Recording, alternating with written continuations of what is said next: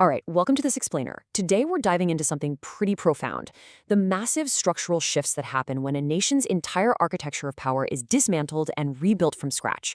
We're going to look really closely at the cascading effects of an institutional vacuum, focusing specifically on Iraq in the aftermath of 2003. So let's start with a crucial question. Have you ever wondered what actually happens when a government just falls overnight? What exactly fills that institutional void? Think about it. When the state's monopoly on security, law, and basic economics just vanishes, who steps in to write the new rules? Well, today we're going to explore how sudden changes in policy and oversight fundamentally reshape the trajectory of an entire nation. Here is a quick roadmap of where we're headed. We'll cover the architecture of power, looting organized memory, the agricultural transition, security and oversight failures, and finally, accountability and recovery. Let's jump right in. Part 1. The architecture of power and that initial void. You see, when a regime is ousted, the immediate vacuum doesn't just hit the top levels of government. It affects literally all layers of society. We're talking physical history, legal frameworks, public security, the whole shebang. Pre-war planning for the 2003 invasion essentially prioritized speed over protecting buildings, historical sites, and existing institutions.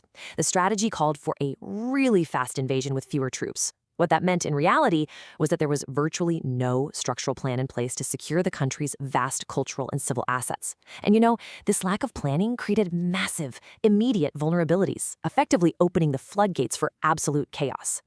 Which brings us to part 2, looting organized memory and the devastating loss of cultural heritage. 15,000. That is the staggering number of artifacts stolen from the Iraq Museum alone, and that happened in just a few days in April 2003.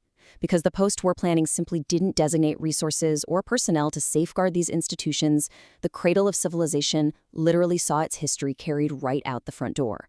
It was the direct, undeniable result of totally inadequate protection planning for cultural sites. And this didn't just happen in a vacuum. While artifacts were heavily protected by the state back in the 1980s, you can track how each subsequent crisis chipped away at the physical past.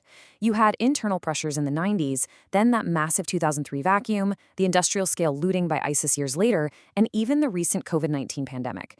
Every single one of these events capitalized on the complete absence of state security. To really grasp this, think about this ancient protective Lamassu deity statue from Khorsabad. It was violently cut into pieces for one simple reason: to make it easier to smuggle. It serves as a powerful and frankly tragic symbol of a nation's organized memory being violently dismantled the second the architecture of protection fails. Now, by 2014, the power vacuum had evolved, and extremist groups like ISIS stepped right into the gap. But they didn't just smash and grab. They treated archaeology like a highly structured, exploitable resource.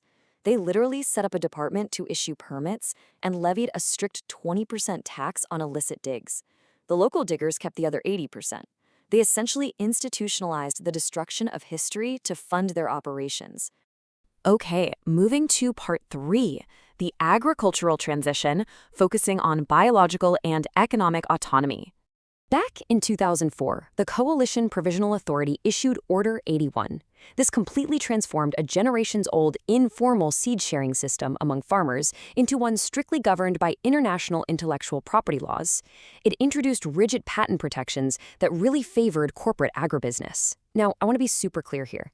This did not force farmers to buy GMO seeds, which is a common myth you might hear. But what it did do was fundamentally alter the economic incentives and the autonomy of Iraqi agriculture by criminalizing the saving of patented seeds. It completely flipped the script on how farming operated.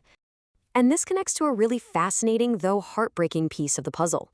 The physical seed bank facility at Abu Ghraib was completely destroyed in the 2003 aftermath. But luckily, back in 1996, scientists had put together a black box containing over 1,000 vital seed varieties and actually shipped it over to Syria for safekeeping. This surviving biological treasure trove represents ancient Iraqi agriculture, but today curators are genuinely worried that under the new IP laws of Order 81, future crop varieties developed from this public genetic material could be patented and totally privatized. Let's look at part 4, security and oversight failures and the very real human cost of this vacuum. The tragic events at Nazor Square in 2007 became the defining symptom of this massive institutional vacuum. A private security convoy known as Raven 23, working for Blackwater, established an unapproved blockade in a really busy traffic circle. They ended up opening fire, killing 14 unarmed civilians and injuring 18 others. And as objectively documented by the Department of Justice verdicts that followed, including a first-degree murder conviction, this massacre highlighted the absolutely catastrophic gaps in accountability when a poorly regulated private security apparatus is just let loose in a war zone. In response to the massive failures exposed by Nisser Square, the government had to scramble to build some kind of oversight architecture. So they established the Armed Contractor Oversight Division, or ACOD.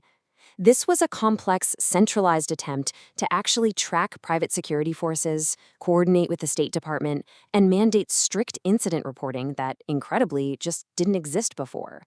To try and ensure some actual accountability under this new system, the military implemented 3 very strict reporting steps for any weapons discharge. You see, previously, contractors had a massive 48-hour window just to report an incident. The new rules shrank that initial reporting window all the way down to just 4 hours, forcing immediate transparency in a desperate attempt to rein in these privatized security forces. Finally, Part 5: Accountability and Recovery, and the long road of rebuilding institutions. Despite all the chaos we've been talking about, there are actually massive recovery efforts underway today. 17,000. That is the approximate number of looted artifacts that have actually been returned to Iraq from Middle Eastern countries in the 2020s alone. Through partnerships with groups like UNESCO and the Smithsonian, Iraq is actively working to bring its looted history back home. However, let's be real, it is a steep uphill battle. Reports from the Government Accountability Office remind us that simply writing new rules or drawing up new bureaucratic flowcharts just isn't enough. Actually maintaining well-trained personnel to enforce that oversight, whether that means tracking private security contractors or physically guarding archaeological sites, remains a persistent, systemic challenge for a recovering nation.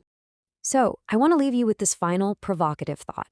When the dust finally settles from a regime change, it's exactly these frameworks, the new patent laws, the hastily drafted oversight rules, and the loss or recovered heritage that end up dictating a nation's trajectory for generations. What happens in the vacuum doesn't stay in the vacuum. It becomes the new foundation. Thanks for joining me for this explainer, and definitely keep questioning the architecture of power around us.